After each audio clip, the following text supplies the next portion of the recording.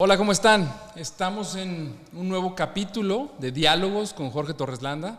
En esta ocasión tenemos un invitado que da como para 4 o 5 podcasts. Mi amigo el ingeniero Ricardo Alegre, ¿cómo estás? Bienvenido. Les voy a contar un poquito. Bueno, bienvenido yo a tu programa, ¿verdad? Gracias por la invitación. Gracias y gracias por darnos un espacio aquí en tus oficinas, aquí en Querétaro. Pero les quiero contar un poquito, lo voy a tener que leer porque es demasiada información.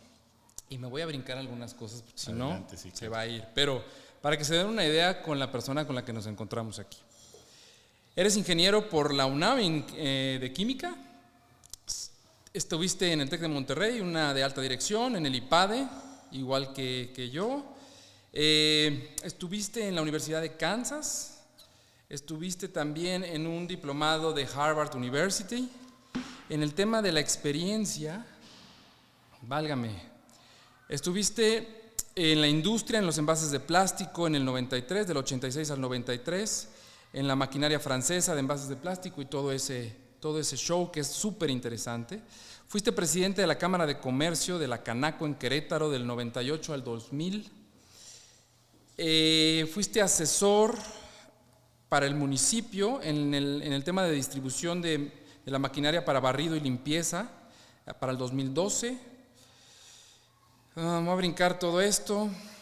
Has sido consejero en la Comisión Estatal de Agua. Creo que hasta la fecha estás metido en ese tema. Ahorita platicaremos. Estuviste también de consejero en el 98 al 2000 de la delegación de Infonavit. Has sido promotor de empleo, consejero editorial en el periódico Reforma. Estuviste como comisionado de Coparmex Nacional y consejero de Canacintra del 2015, en el 2022 y luego otra vez en el 2023. Tenías que tener alguna cosa ahí más o menos, que te metiste a la política también, además de haber sido un gran empresario. Bueno, pero también en cosas muy importantes para el municipio de Querétaro y para todo lo que tiene que ver con los bienes raíces, porque estuviste como director general de Desarrollo Económico en el municipio de Querétaro del 2000 al 2001, fuiste diputado federal del 2003 al 2006, presidente de la Comisión de Precios, todo lo que tiene que ver con el petróleo en Pemex para el 2006, de 2005 a 2006, en la Secretaría de Desarrollo Sustentable del municipio de Querétaro, también 2006-2009, estuviste en Fobiste, jefe de la vivienda de Fobiste Querétaro, que es súper interesante, y además fuiste delegado, que es uno de los lugares en donde yo te conocí más, delegado de Infonavit en Querétaro, del 2015 al 2018, y secretario de Desarrollo Sustentable de Corregidora del 2018 al 2021, entre otras cosas. Empresario actual de una de las cosas que a mí más me gusta, que es el ahorro al agua. Ya entraremos en ese detalle, cómo cuidar el agua. Pero además, eres muy activo en el tema de las consultorías. O sea, la mayoría de los empresarios que nos dedicamos a este tipo de cosas, de una u otra manera te podemos pedir un consejo. ¿Cómo estás? Muy bien, Jorge, y gracias por la invitación. Siempre es agradable hablar de verte hacia adentro y cómo eso ha impactado en la sociedad. De eso yo le llamo trascender. Y creo que para eso estamos todos aquí. Tenemos que buscar la manera de trascender, de dejar huella, de dejar algo positivo a tu familia, a tus amigos, a la sociedad, al mundo. Entonces, una cosa te va llevando a otra. Correcto. La vida te va pues poniendo pruebas y las pruebas más duras son las que más enseñan. ¿Ya qué pruebas, no? A mí me ha tocado tener unas pruebas muy duras. Muy fuertes, lo sé. Mira, una de las dinámicas, número uno, es que esta es una plática entre tú y yo, okay, aunque nos esté viendo mucha gente. Y te hice una pregunta ayer sobre alguna película que te hubiera impactado de joven, que hubiera hecho algunas cosas que te dejaran huella, para que esto no se vuelva nada más un tema como demasiado técnico sobre los bienes raíces que tú y yo nos apasionan. Y me dijiste más, pero dos que a mí me quedaron muy claras, y quiero empezar por una que en lo personal a mí también me gusta mucho, que es la original de Batman de Michael Keaton y Jack Nicholson. Así es. Que coincidimos que se debió de haber llamado El Guasón y no Batman, ¿no? Porque se lleva la película.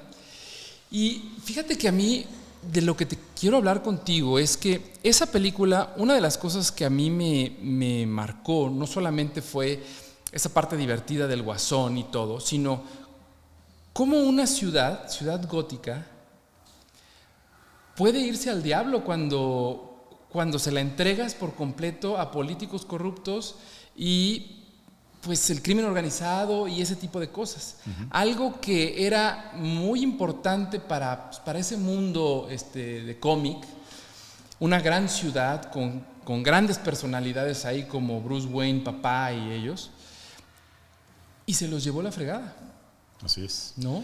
Pero siempre encuentras a los héroes anónimos, ¿no? Correcto, siempre hay alguien que está peleando.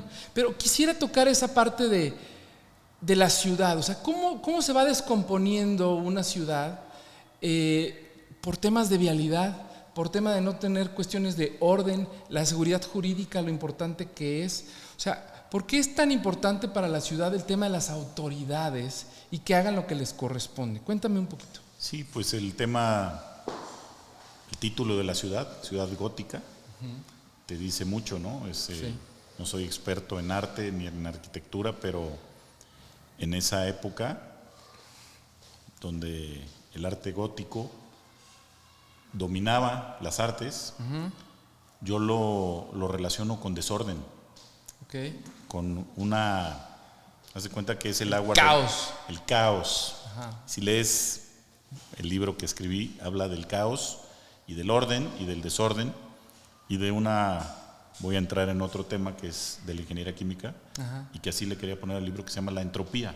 Ok, sí. ¿Has oído el tema? Sí, lo he oído. Es una de las funciones o ecuaciones de la termodinámica que mide el desorden molecular a la hora que tú metes un líquido o un gas en un recipiente cerrado, en un sistema cerrado, y lo agitas o lo calientas, y le metes presión, las moléculas entran en un desorden. Okay. Y la diferencia entre el estado inicial y el estado final del desorden molecular es la entropía. Okay. Y se mide.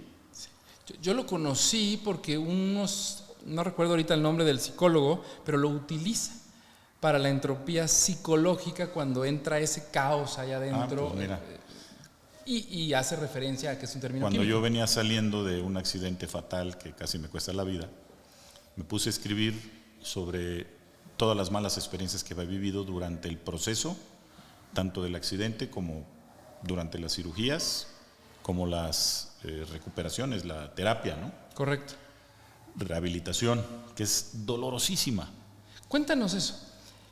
¿Qué pasó en tu vida? No tanto el accidente, porque sé que tuviste un gran accidente en una motocicleta. Moto, sí. En una moto. Una Harley. Pero ¿cómo cambia la vida de lo que eras a lo que fuiste después de esto, ya como persona y en los negocios?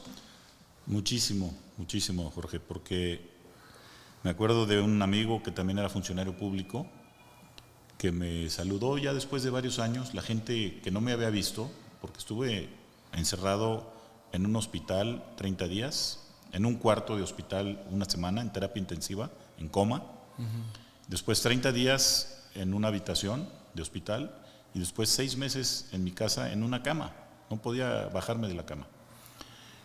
Y eso me enseñó a tener paciencia. Una virtud, según como los griegos. dijiste, importantísima tenerla, sobre todo en momentos de adversidad. Cuando se te presenta un momento de adversidad, puede ser económico, puede ser emocional, ¿no? Rompes con tu pareja, con un buen amigo, un socio, un hermano, tus padres, tus Correcto. hijos. A cada rato nos enfrentamos a situaciones adversas. Económico, pues a quién no le ha pasado, ¿no? Pasar por un bache, un mal momento. Necesitas recurrir a la paciencia. Y con eso alcanzas un nivel de conciencia superior. Si tú estás angustiado, estresado, no vas a poder tomar las mejores decisiones. Y ahora imagínate que no puedes hacer nada más que estar en tu cama, ¿no? No puedes hacer otra cosa más que ver televisión, leer o lo que me recomendaron los doctores, porque ya los ataques de ansiedad en las noches eran no uno, sino 2 o 3 por noche. y los que los han vivido, te quieres suicidar, es una sensación de muerte. Claro. A la hora que estás durmiendo. Entonces me mandaron a descansar a mi casa y me recomendó el doctor, después de darme todos los medicamentos para el sueño, ¿cómo se llaman? Ansiolíticos, sí, que no me hacían ni cosquillas. Me dijo, ¿te gusta el whisky? Le digo, sí. Me dice, tómate uno y si no te hace efecto, tómate dos. Okay. Y le hice caso, empecé a hacer un poco de ejercicio con el lado izquierdo que tenía todavía con movilidad, porque el lado derecho lo tenía inmovilizado. Okay. Piernas, brazo, codo. Oye, ¿qué tan importante fue que eras muy atlético antes del accidente? O sea, eras una persona que se cuidaba, sí. que hacía ejercicio, que le iba bien. Sí. O sea, una persona más o menos que trae su vida hecho un desorden, tiene un accidente como el tuyo y no la cuenta. Sí, fíjate que es un tema bien importante, ¿no? Toda mi vida fui deportista. Jugué fútbol americano en los Gamos del CUM. Okay. Los que conocen de americano juvenil pues saben que fue un equipo fuerte en su momento, fuimos campeones. Okay. Y natación, antes de eso fui competidor a nivel estatal en Veracruz. Okay. Y después de eso, pues ya no un deporte en sí, en un equipo, sino pues de todo un poco, de lo que caiga, ¿no? Bicicleta, tenis, fútbol. Y lo último que estaba yo haciendo en el momento de ese accidente, pues ya adulto, era bicicleta fija, hacía yo 30, 40 minutos diarios y pues sí tenía algo de condición física y buena circulación. Disciplina, ¿no? Que tanto hace falta. Y eso pues yo creo que sí ayudó. Entonces, regresando al tema de la paciencia, fue una de las cosas que yo aprendí de ese momento de mi vida, pues que pudo haber sido una tragedia y que tenía yo hecho un desorden de documentos, desorden en lo personal, en lo emocional, en lo social, en lo económico. Entonces, mi vida cambió definitivamente a partir de ese momento. O sea, toqué fondo, venía yo nos vamos a meter el tema de mi libro, va a ser imposible que no lo haga. No, perfecto. Yo incluso, bueno, a ver, es algo que de todas maneras te iba a preguntar, ¿no? Lo tocaremos en varias ocasiones porque aquí plasmaste muchas de las cosas que te da en la vida, en la historia. Ya luego me contarás en dónde se puede comprar y todo eso. ¿En internet? Por internet. Sí. Bien. Y voy a poner aquí abajo los datos para que lo puedan comprar cuando quieran. La portada es muy interesante. Es diferente, hicimos una segunda edición. No, yo no lo he leído, pero ya les daré mis comentarios. Gracias por... Te decía que pues aproveché en esos momentos de paciencia para tomarme mi whisky en la noche y escribir en una computadora con el brazo izquierdo y la mano izquierda que tenía yo disponible. Y con eso yo ocupaba mi tiempo en las noches porque me daba mucho miedo quedarme dormido por los ataques de ansiedad. El shock, después de un choque, es impresionante. A mí me duró meses. Entonces no podía dormir y me despertaba y con mucho miedo, ¿no? Entonces escribía y ya después de que iba a amanecer me entraba el sueño y ya me quedaba dormido, ¿no? Entonces el tema de la paciencia, que tiene que ver como una solución o una alternativa para el caos, sí, pues es importante. Y el caos, regresando a por qué salió este tema de la película de Batman, sí. Pues es el gótico, ¿no? O sea, yo relaciono lo gótico con que es bello, o sea, a mí el arte gótico me gusta. Exacto, o sea, esa parte oscura es muy atractiva, incluso por desgracia a veces demasiado, ¿no? Y ahora a mí me preocupa un poco cómo tenemos tantos, pues, series y películas y cosas de esa parte oscura negativa, y la juventud le gusta un poquito más eso. Que echarle más ganas de este lado, como si fuera más fácil, ¿no? Como si fuera más rápido. Entonces, no sé qué opinas al respecto, tanto de la disciplina, o sea, los empresarios jóvenes que ves ahora, todo lo quieren hacer muy rápido. Todo es fácil. Y además fácil. Y la vida te termina dando un zape, ¿no? Sí. Y te acomoda las cosas. Sí. Entonces, entiendo perfecto a qué te refieres con un tema de arte gótico y el otro lado de la moneda, ¿no? Esa parte oscura, ¿no? Que abajo del pasto verde pues está la tierra, ¿no? Que tienes que entender las dos, la dualidad. Yo creo que vamos deformando nuestra realidad Okay. y vamos encontrando lo bello dentro de lo extremo, ¿no? O sea, en el caso de lo gótico, si tú ves iglesias en Europa, te maravillas, ¿no? Dices, qué bárbaro, o sea, qué genio el que hizo esto. Y es del arte gótico, ¿no? Claro. Y igual la música. Entonces, ¿existe belleza en eso? Por supuesto. Sí. Pero también tenemos que ser muy cuidadosos a nosotros nos puede pasar, y a mí me pasó, y sobre eso quiero hablar el resto de mis días, transmitírselo a la gente, por eso el libro, porque nos dejamos llevar.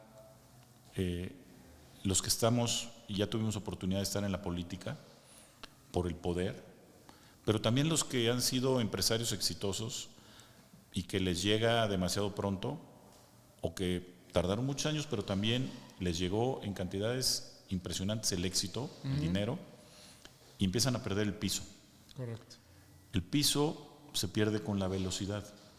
Si no, pregúntale a los Fórmula 1, ¿no? Correcto. Les tienen que poner alerones para bajarlos al piso, Sí. porque a la velocidad que andan es a la velocidad que despegan los aviones. Sí. Entonces los tienen que frenar para que no vuelen. Correcto. Entonces lo mismo nos enseña la vida con estas experiencias, ¿no? Te frena para que no vueles.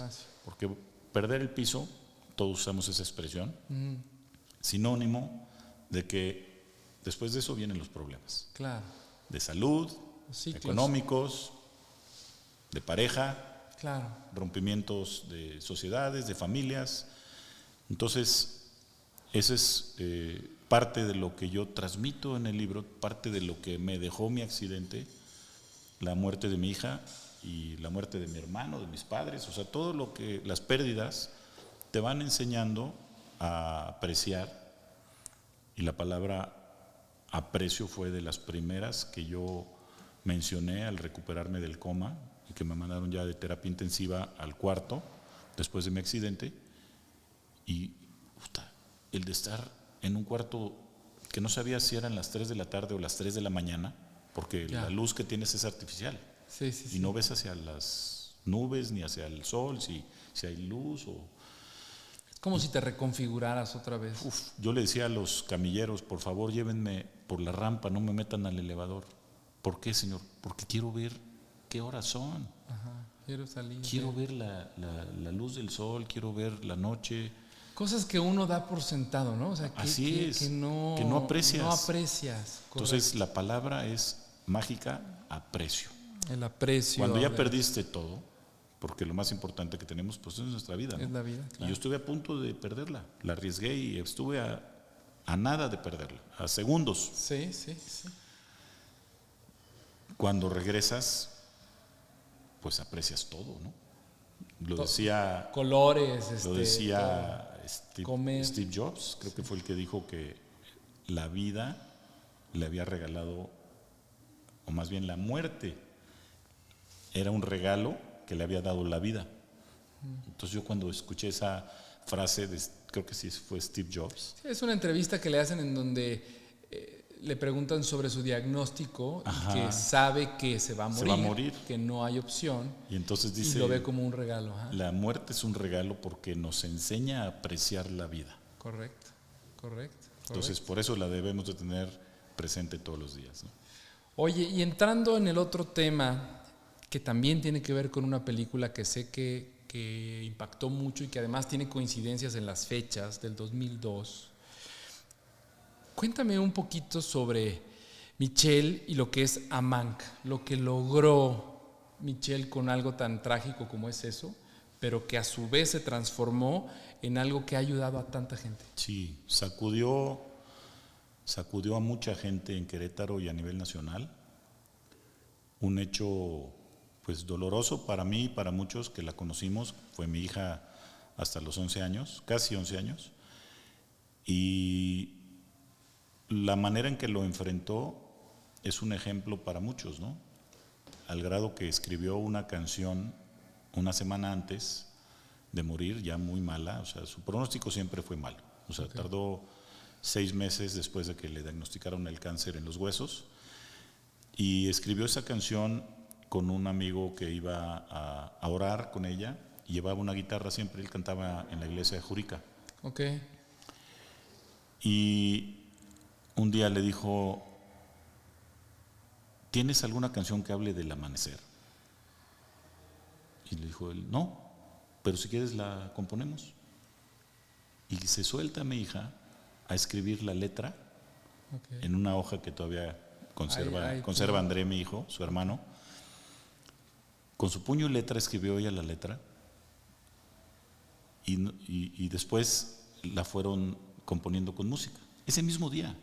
Tardaron, no sé si 1 hora o hora y media. Sí.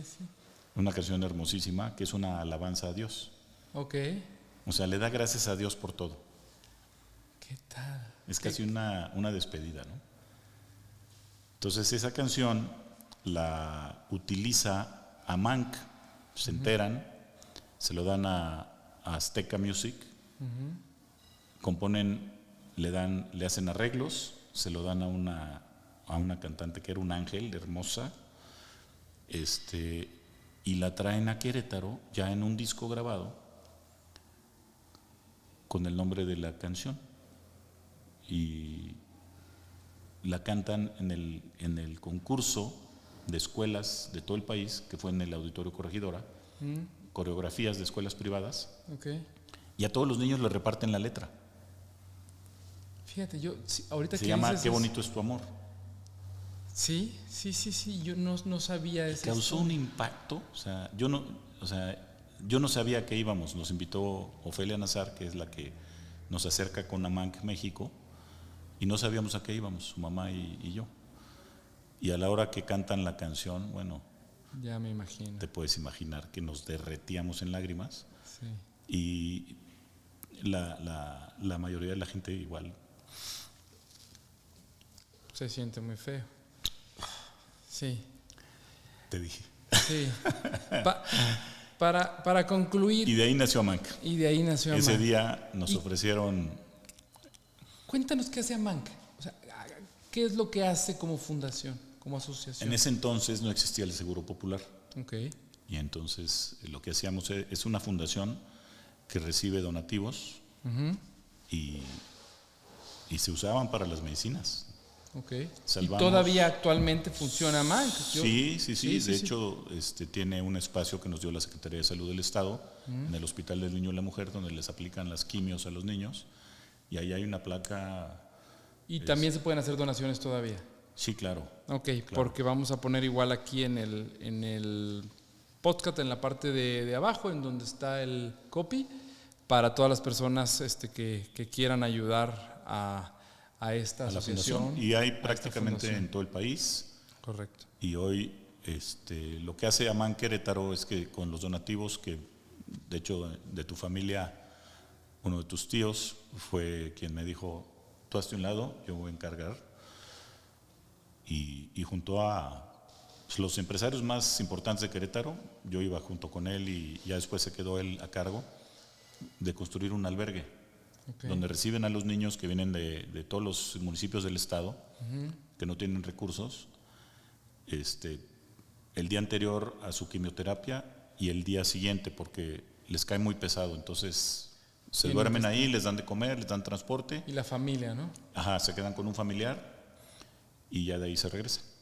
Y aparte les dan pues diversión, y les dan asesoría, y les dan pues a los que piden también medicamentos que no están cubiertos, porque la mayoría llegan pues sin seguro, ¿no? Sin seguro social, sin cobertura, entonces también ese es otro gran tema que tiene que ver con infraestructura en el tema de salud, bienes raíces, pero también con políticas públicas. Claro. Pero quiero regresar al punto, porque sale por la película del Misterio de la Libélula de Kevin Costner, en donde me platicabas que dejó una experiencia que en esa película queda muy claro sobre el tema de la libélula y lo que representa y lo que hace, pero que a ti, a tu familia, a ti, tu mujer en ese momento, les dejó varias experiencias bastante impactantes. Sí, coincide el tema de las libélulas y coincide el tema de Elizabeth Kubler-Ross, es una escritora muy famosa, creo que ya murió.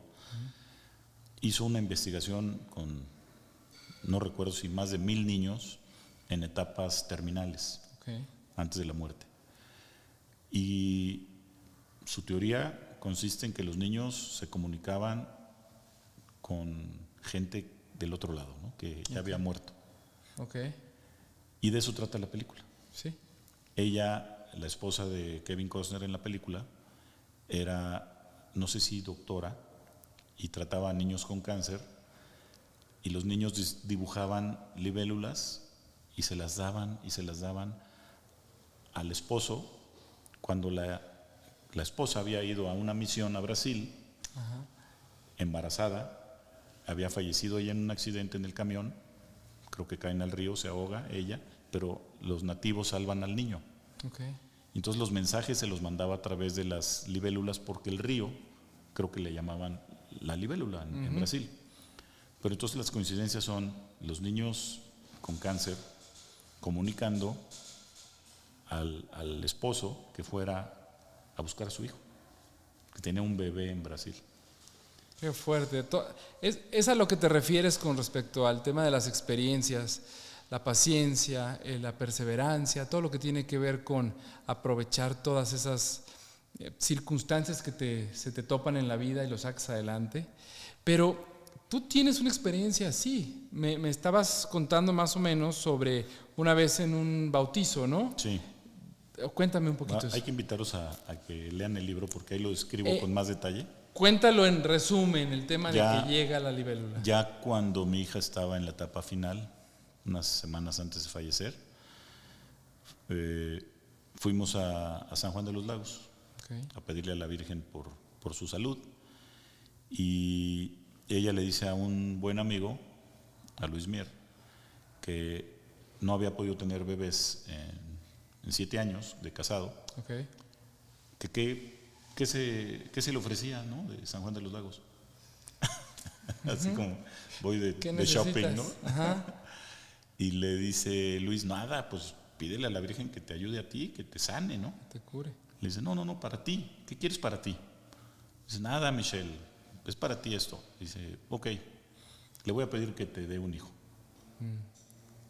Y entonces regresa con una figurita de la Virgen de San Juan y se la regala a Luis. Y no vas a creer, pero muere mi hija y nace el hijo de Luis. Y en su bautizo estábamos en la mesa, ya sin Michelle, y dice una de sus tías, pues nada más falta Michelle aquí, ¿no? Y estaba Luis ahí, su esposa, el niño, y vemos todos cómo vuela una libélula alrededor de nosotros y se para en la mano de su mamá. Válgame. Entonces se asusta ella, se asusta, y le digo, no, espérate. Y regresa la libélula otra vez a su mano. No estoy mintiendo, hay testigos. Sí. Tomamos una foto. Precisamente por eso quería que lo platicaras, porque yo nada más de que me lo cuentes, me imagino la escena y debe de ser impactante. Entonces menciono 4 o 5, ya no recuerdo cuántas ocasiones. Esta es de las más impactantes. En tu libro, sí. Porque me puse a investigar y la libélula en Japón es un animal pues especial para ellos, lo consideran como sagrado. Para los egipcios eran transportadores de almas. Sí. Entonces me metí a investigar y para los mayas representa también el que va a haber visita. Cuando hay una libélula significa alguien viene, ¿no? Que alguien viene. Entonces, mira, qué interesante. Claro. Pues esas son parte de las experiencias, mi querido George. Bueno, Ricardo, vamos a un corte aquí y vamos a regresar hablando de negocios. Ahora y de todos los proyectos de negocios que vamos a platicar contigo sobre todo lo que viene y toda los ahorros de agua que podemos hacer en diferentes áreas. Ahorita continuamos.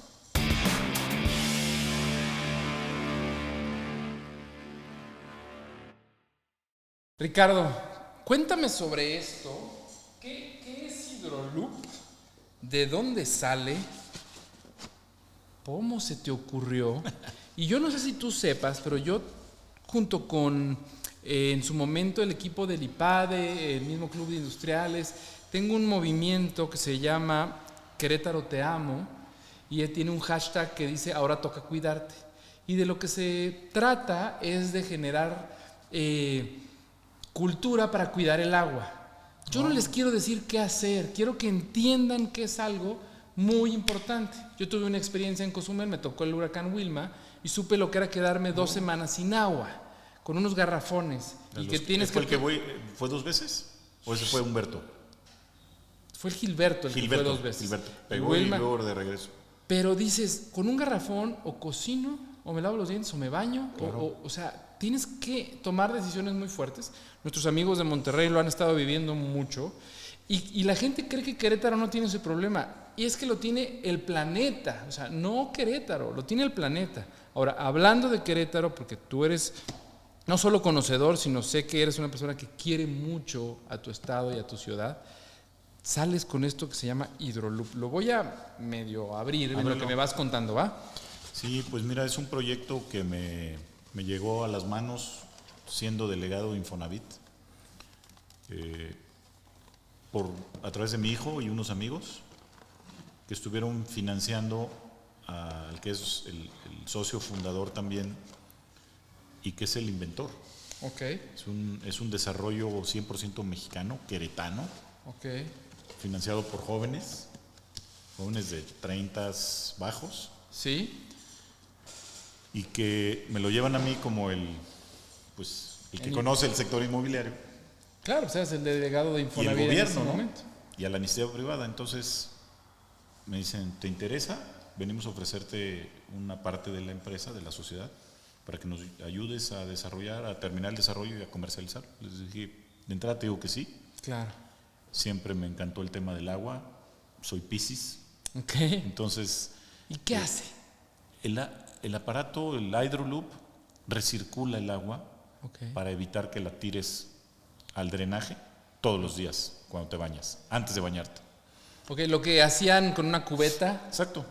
Pero de manera tecnológica, práctica, en donde está. Sí, es poco práctico lo de la cubeta porque pues, te la tienes que llevar y aparte, pues ¿cuántas vas a ocupar al día, no? No. Es imposible ocupar toda esa agua, que es un montón. Es un montón. Todo, mientras más grande es la casa, más desperdicias. Y con los calentadores solares, agrégale otro tanto porque el agua recorre más metros de tubería. Sí. Que ese es el mecanismo. O sea, yo vacío lo que está en la tubería fría de agua caliente en las mañanas, que es la que desperdiciamos. Pero no nada más en las mañanas, en las noches, si te bañas en la tarde. A ver, para que se entienda un poquito mejor, lo que hace este aparato es que se conecta en el agua caliente y fría. De abajo del lavabo están las 2 mangueras. Cuando tú abres la llave, normalmente lo haces para que se caliente el agua. Entonces, abres la llave. No es para que se caliente. Tiras el agua que está fría y dejas que llegue la tubería para que llegue. Exactamente. Para que Pero llegue bueno, la persona de a pie abre la llave para que salga el agua caliente. Entonces está esperando a que salga el agua caliente. Esto no sale el agua recircula. Así cuando ya está caliente te lo marca. El aparato te avisa. Te avisa, aprietas y ya sale el primer chisguete, ya sale caliente. Así es. De hecho, aprietas antes. Cuando te vas a meter a bañar, lo aprietas. Y dependiendo de lo que tarde, yo le pediría a la gente que nos está viendo que tome con un cronómetro el tiempo que tarda en llegar el agua caliente a su baño. O sea, en su casa, que midan los minutos o los segundos. Los segundos que tarda. Sobre todo en el baño que está más alejado del calentador. Okay. O sea, esto es directamente proporcional a la distancia. Mientras más lejos está del calentador, más agua desperdicias. Correcto. Entonces, si mides los segundos o minutos en que llega el agua caliente a la regadera, te vas a llevar una gran sorpresa, porque cada minuto desperdicias 7 litros. Dependiendo de la tubería, puede ser de 7 a 10 litros del diámetro. Por minuto. Por cada minuto. Luego que los agarre un TikTok y ya valió, ya no se metieron a bañar porque están checándolo en el baño y el agua sigue corriendo. O los inconscientes, como yo de joven, que dejábamos que se llenara de vapor el baño para que no te diera frío. Sauna. para que no te diera frío, o para rasurarte en el lavabo. Sí. Entonces, era un desperdicio impresionante. Es un desperdicio impresionante. ¿Qué pasa? Que el agua, como dijiste hace rato, pregúntale a los de Monterrey, que se tenían que bañar con agua embotellada, en botellas de 1,5 litros.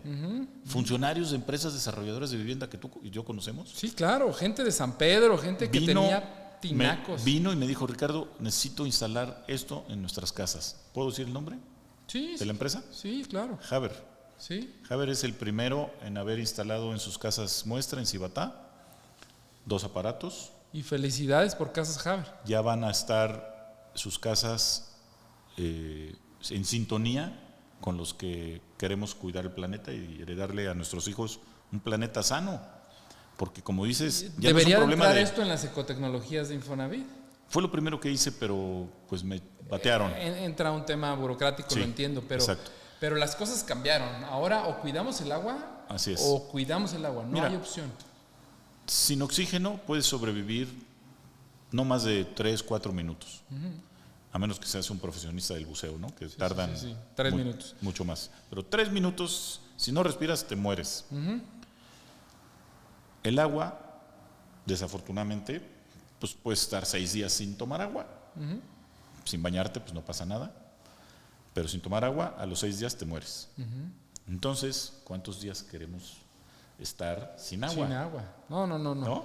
Si a los 6 nos morimos, cuando te dicen, o sea, se van a hacer guerras. 2-3 días no vas a tener agua, o 1 semana o 2 porque vamos a reparar la tubería.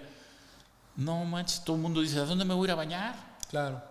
Bañar, pero y tomar, ¿no? Y hacer los alimentos. Todo tiene agua. Y la limpieza del baño. O sea, el agua es importantísima importante. y es muy escasa. Hay muy poca en el universo, en la Tierra. Ajá.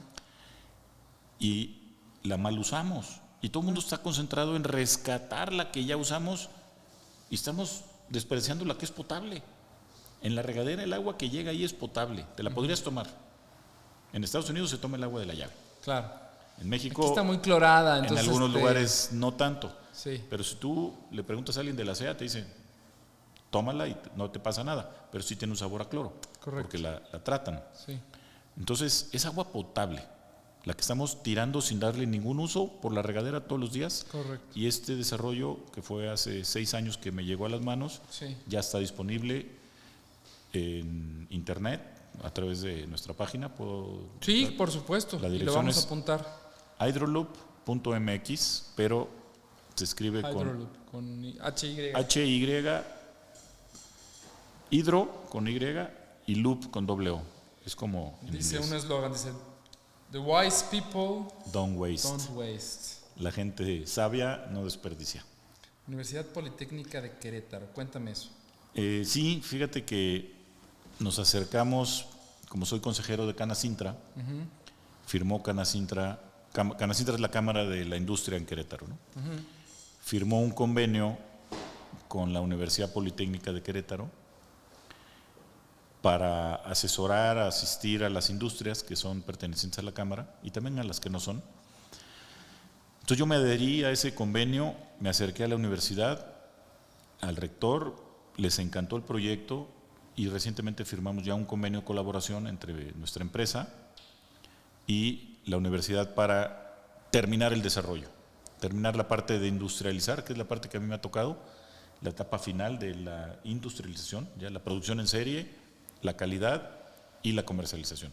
Entonces en esa etapa ya estamos, la universidad nos ha ido ayudando y de hecho nos acaba de entregar una carta dirigida a quien corresponda, garantizando, certificando los litros por minuto que tiene. O sea, que esta cosa funciona, Ajá, punto.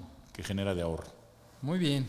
Oye, mira, te quiero hacer una pregunta que probablemente puede ser un poquito complicada porque tiene que ver con, pues con tu opinión, ¿no? Pero me interesa mucho la opinión de alguien que ha visto los dos lados de la moneda, desde el lado empresarial y luego también el lado de ser la persona que tiene que autorizar las cosas. Estuviste en Fobiste, que es algo muy importante para las personas que trabajan en el gobierno para poder conseguir una casa, pero también en el lado de Infonavit, que son pues esa gran prestación de ley que tienes, que te dan las compañías, ¿no? Las empresas. Las empresas. Entonces, ¿cómo ves el Querétaro de aquí al 2030? Sé que estás muy actualizado con el plan de desarrollo urbano y del plan de crecimiento del Estado. Entonces, desde la parte industrial, que sé que viene un boom muy fuerte, pero también el tema del mundo habitacional que se ha reconfigurado a raíz de varias propuestas que hasta donde yo recuerdo, algunas fueron tuyas o venían en el momento en el que tú estabas ahí en el Congreso sobre la vivienda vertical y ese tipo de cosas. Entonces, ¿cómo ves el Querétaro que vamos a recibir para el 2030? Fíjate que cuando tuve la oportunidad de participar en los planes de desarrollo municipal, para los que no saben, son las políticas de crecimiento de la ciudad. Así dicho de manera muy burda. Simple, ajá. Los arquitectos me van a regañar cuando me Bueno, vean. bueno, pero esto es para que se entienda. Los urbanistas. O sea, de esa manera se diseña la ciudad.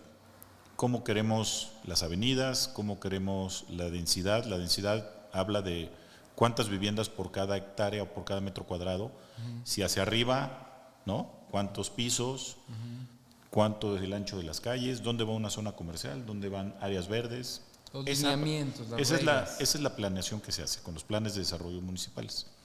Entonces, tuvimos oportunidad en el 2007, se aprobaron los que están vigentes al día de hoy, o sea, 16 años, y ya están a punto de ser modificados, porque van perdiendo vigencia, la ciudad va a seguir creciendo, pero ahí diseñamos una política de crecimiento vertical en automático. O sea, no es que a fulano le di el uso de suelo para que ahí pueda ser un edificio de 20 pisos, sino que dijimos… La zona. Las zonas de Querétaro, como Querétaro es un valle con 3 cañadas, Ajá. ya viéndolo así macro, Sí, sí. en las partes altas, si ustedes observan, se permitió hacer edificios altos. Por una cuestión estética y por una cuestión también de sostenibilidad. Okay. Porque en la medida que tú haces crecer las ciudades, crece el pavimento. Tapas los hoyos por donde entra el agua al subsuelo. Ese es uno de los principales motivos por el crecimiento vertical. Pero también la contaminación aumenta si creces la ciudad hacia los lados, porque el vehículo contamina. Claro. Y entonces, con mayores distancias. Hoy tenemos un tema vial en Querétaro. Espero que con las obras de la 5 de febrero vuelva y mejore nuestra calidad de vida. Sí, sí. Pero, pues dense cuenta de la cantidad de vehículos que ya tenemos. Imagínenselo transportando, si no estuvieran todos los edificios, ¿hasta dónde llegaría la ciudad? Claro. Esos miles de departamentos que se han construido o vendido en los últimos 15 o 20 años, pues serían casas en fraccionamientos horizontales, más calles, más distancia para recorrer en vehículos. Pero también tiene que ver con la seguridad.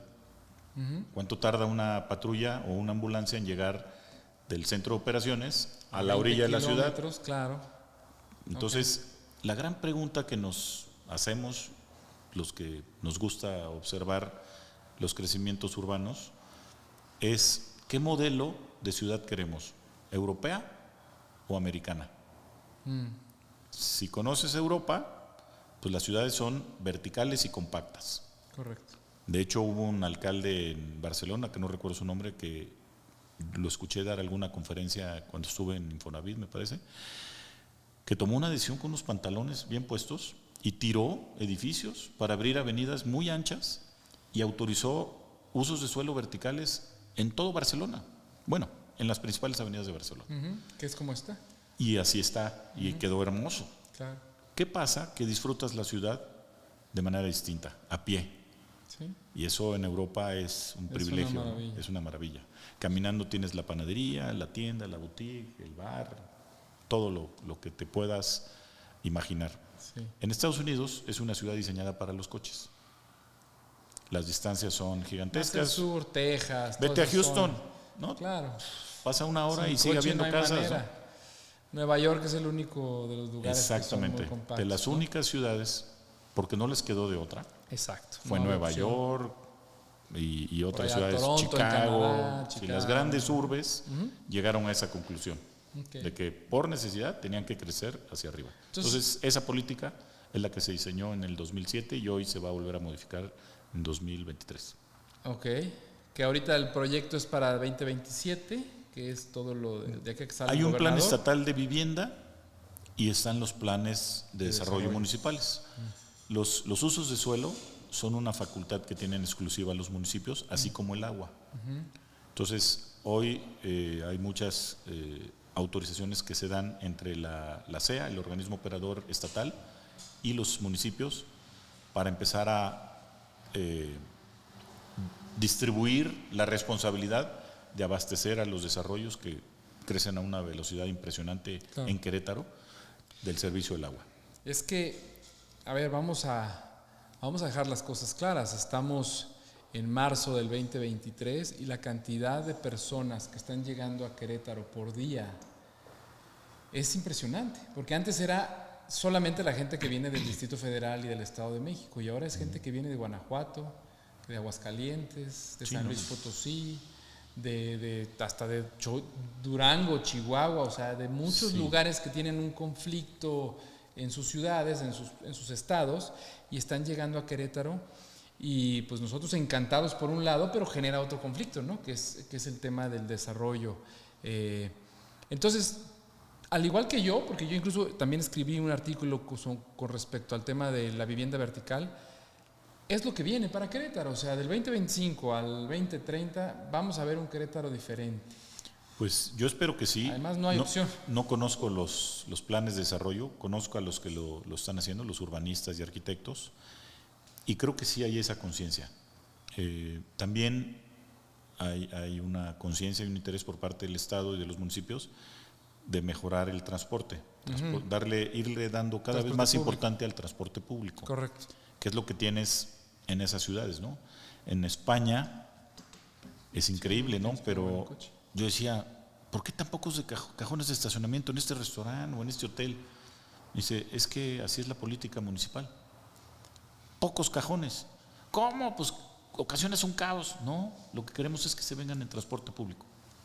Ah, ok. Entonces autorizan muy pocos cajones para que la gente ocupe el transporte público. No hay dónde estacionarse. Mi suegro aquí en Querétaro se va al centro caminando. Dice, él subirse al carro a buscar estacionamiento, que además los que hay, si llegas tarde ya no hay para entrar los públicos. Sí. Dice, no, yo me voy caminando. Digo, vive muy cerquita, pero así es, y disfruta el centro de una manera diferente. Así es. Entonces, esa es la pregunta, ¿no? ¿Qué modelo de ciudad queremos, ¿no? Okay. Cercana, ¿no? Humana, porque el vehículo te deshumaniza, ¿no? Se te meten. Sí, la gente se pone como loca. Que alguien se te meta en la fila del cine, vas a ver si no lo empujas, ¿no? Claro. Le dices, oye, pues, ¿qué te pasa? En el coche, pues no te queda más que hacerle una seña o tocarle el claxon, y eso aguas, porque pues, ya no sabes con quién te metes, ¿no? Exacto, la gente está muy alterada. Entonces, el automóvil deshumaniza a la gente. Entonces, yo prefiero 1000 veces el modelo europeo y el de las grandes urbes que el modelo americano, si me preguntas. Y esa fue la filosofía de los planes anteriores, que los arquitectos y los urbanistas y los por lo visto medioambientalistas, ecologistas lo apoyaron. Logramos salvar Peña Colorada, áreas verdes naturales protegidas, salvamos el Tángano, que está aquí en Centro Sur, y la verdad que pues eso, como te decía yo al principio de la entrevista o de esta charla, es que tenemos que dejar nuestra huella.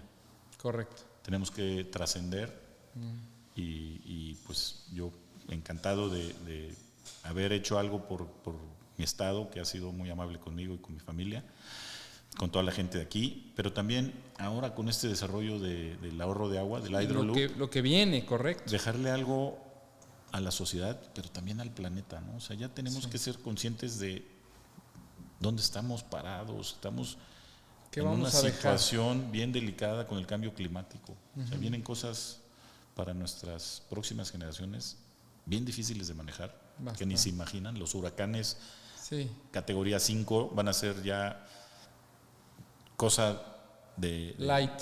muy seguidas, Sí. muy seguidas cada vez más, que pues son provocadas por el calentamiento global.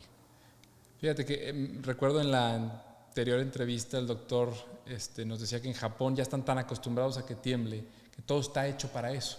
O sea, ya empieza a temblar, ya saben qué hacer, los edificios todos están controlados, todo el mundo sabe perfectamente bien cómo están las cosas.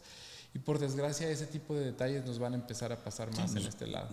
Ojalá y no nos acostumbremos a eso. Ojalá y no nos acostumbremos a eso. Ricardo, pues muchas gracias por estar aquí en Diálogos. Al contrario, muchas gracias a ti. Te quiero agradecer por tu experiencia. Pudimos haber hablado, imagínate todo lo que pudimos haber hablado nada más de Fobiste y de Infonavit, tú y yo, pero me quise ir un poquito más a otras cosas. Te agradezco que te hayas abierto. Te agradezco la amistad que le diste a mi papá, porque gracias. sé que fueron amigos y te la agradezco mucho. Muchas gracias. Y bueno, pues hay que seguir con esto. Nos veremos seguramente en otras ocasiones, tal vez ahora en una plática en una universidad. Sí, me encantaría. Pero tenemos que hacer algo para que se entienda allá afuera que se requieren de mucho esfuerzo, pero además de un plan, de un proyecto, para que las cosas salgan bien, desde que eres estudiante, pero también a los círculos cercanos que tienes tú alrededor, ¿no? Se requiere también, sí, una visión de largo plazo. Una visión de largo plazo. Por supuesto, a los jóvenes me encantaría dirigirles mensajes. La paciencia que decías hace rato. Pues es lo que le falta a los jóvenes. Es lo que más, de lo que más carecen, y a los niños más. Pero es un tema de madurez. O sea, la madurez te va enseñando a ser cada vez más paciente, ¿no? Entonces, es una de las cosas que yo aprendí, y el aprecio a la vida y a las cosas que tenemos a nuestro alrededor. Eso, el aprecio que decías mucho. Y hay que transmitírselo a los jóvenes que están a punto de salir al mundo para que no se olviden, pero también a los que ya llevan rato y que les ha ido bien, que han sido muy exitosos, para que no toquen piso, que se ahorren esa mala experiencia. Claro. Tú y yo tenemos amigos de 50 y largos que todavía parecen adolescentes. Muy bien, pues muchas gracias a todos por estar aquí con nosotros.